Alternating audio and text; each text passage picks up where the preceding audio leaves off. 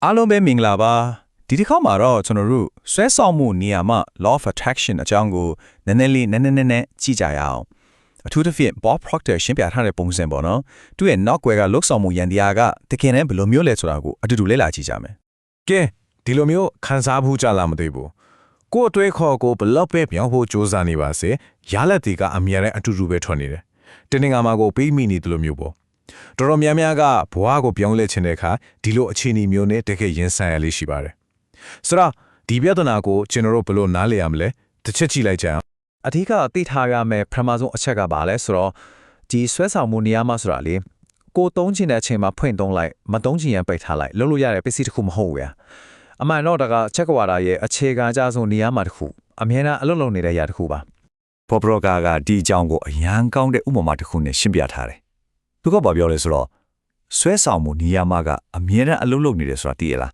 ဒါဟာကဘာဆွဲနေရာမှာလို့ပဲအမြဲတမ်းအလုပ်လုပ်နေတယ်အဲ့ဒါတကယ်မှနာပဲလေကဘာဆွဲကိုကျွန်တော်ရှောင်လွှဲလို့မရတာအဲ့လိုပဲဒီနေရာမှာကလည်းအမြဲတမ်း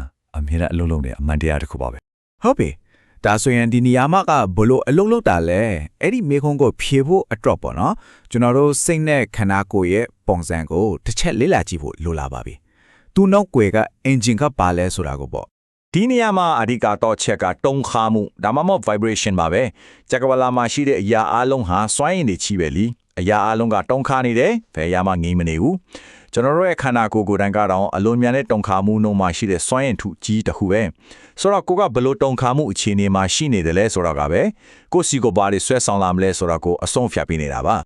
Okay Bob Proctor ရဲ့ model အရာဆိုရင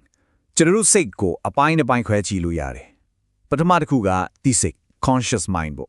သူကစဉ်းစားတွေးခေါ်တဲ့အပိုင်းအတွေးတွေကိုရွေးချယ်တယ်ဒါကြောင့်သူ့ကိုပညာတတ်စိတ်လို့လည်းခေါ်ကြတယ်ဒါပေမဲ့နောက်တစ်ပိုင်းကမသိစိတ် subconscious mind ဒါကတော့လုံးဝကိုမတူဘူးသူကအစီအစဉ်ချမှတ်ထားတဲ့အတိုင်းပဲအလုပ်လုပ်တာစိတ်ခံစားမှုတွေနဲ့အလေးကျင့်တွေကသူ့ကိုအဓိကထိန်းချုပ်ထားတာပေါ့ကဲဒီပုံစံမှာအရေးအကြီးဆုံးအဓိကအကြဆုံးအစိပ်ပိုင်းကိုစက်ပြီးကြည့်အောင်အဲ့ဒါကတော့မတိစိတ်ထဲမှာဂိမ်းအောင်နေတဲ့ program ဒါမှမဟုတ် paradigm လို့ခေါ်တဲ့အရာပါပဲ paradigm ဆိုတာဘာလဲလွယ်လွယ်ပြောတာလေကိုယ့်ရဲ့မတိစိတ်ထဲက program ကိုဖွဲ့စည်းထားတဲ့အလေးအကျင့်ပေါင်းများစွာပဲသူကဘယ်ကလာတယ်လဲဆိုတော့မျိုးရိုး visa တွေပြီးတော့ကိုကြည့်ပြင်းလာတဲ့ငယ်ဘောကပတ်ဝန်းကျင်တွေကနေတိဆောက်ထားတာအဲ့ဒီ paradigm ကပဲကိုယ့်ရဲ့ပုံတည်တုံခါမှုနှုန်း default vibration ကိုဖန်တီးပေးထားတာပါတနည်းအားဖြင့်ပြောရရင်ကိုယ့်ရလက်တွေရဲ့အဓိကအရင်းမြစ်ပေါ့ဆိုတော့ဒီခွန်းဆက်ကရှင်းလေးပဲနံပါတ်1 paradigm ကကိုယ့်ရဲ့တုံခါမှုကိုဆုံးဖြတ်တယ်နံပါတ်2အဲ့ဒီတုံခါမှုကကိုယ်ဘာကိုဆွဲဆောင်မလဲဆိုတာကိုဆုံးဖြတ်တယ်နောက်ဆုံးနံပါတ်3ကိုဆွဲဆောင်တဲ့အရာတွေကပဲကိုယ့်ရဲ့လက်ရှိရလက်တွေကိုဖက်ပေါ်စေတာပ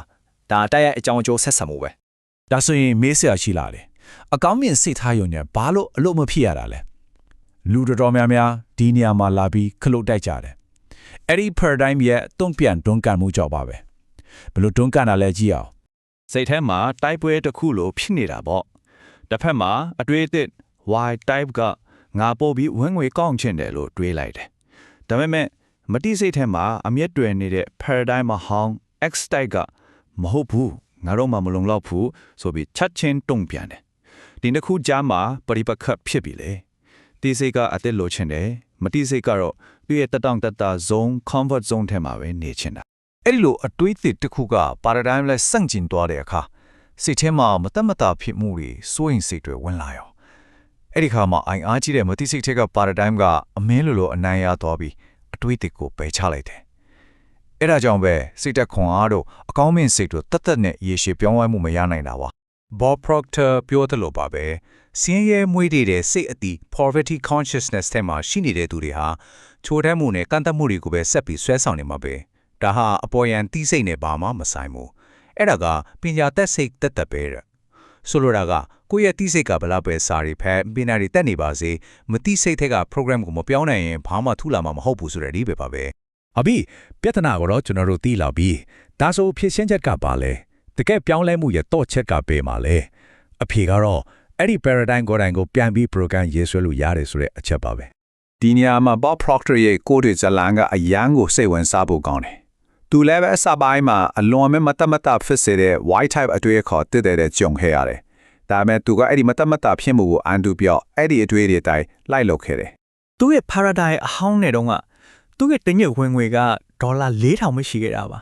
ဒါပေမဲ့သူ့ရဲ့ paradigm ကိုပြောင်းလဲဖို့စပြီးအလုပ်လုပ်ပြီးတစ်နှစ်တန်းနေချင်းသူ့ဝင်ငွေကဒေါ်လာ3,900ခွဲအထိခုန်တက်သွားခဲ့တယ် နောက်ပိုင်းမှာတော့တစ်နှစ်ကိုဒေါ်လာ1တန်းကျော်အထိဝင်ငွေရှိလာခဲ့တယ်ဒါက paradigm အတိတ်တစ်ခုရဲ့ရရှိရလဒ်ပဲ paradigm ကိုပြောင်းလဲနိုင်တဲ့စွမ်းအားကဘယ်လောက်ကြီးလဲဆိုတာကိုရှင်းရှင်းလင်းလင်းပြနေတာပဲဗျ အချို့အားဖြင့်ပြောရရင်တော့အဓိကအချက်ကဒါပါပဲ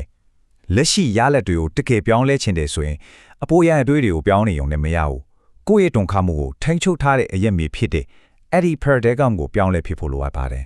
ကဲဒီတော့နောက်ဆုံးအနေနဲ့ကိုပြန်မေးကြည့်ရမယ့်မေးခွန်းတစ်ခုရှိလာပါပြီ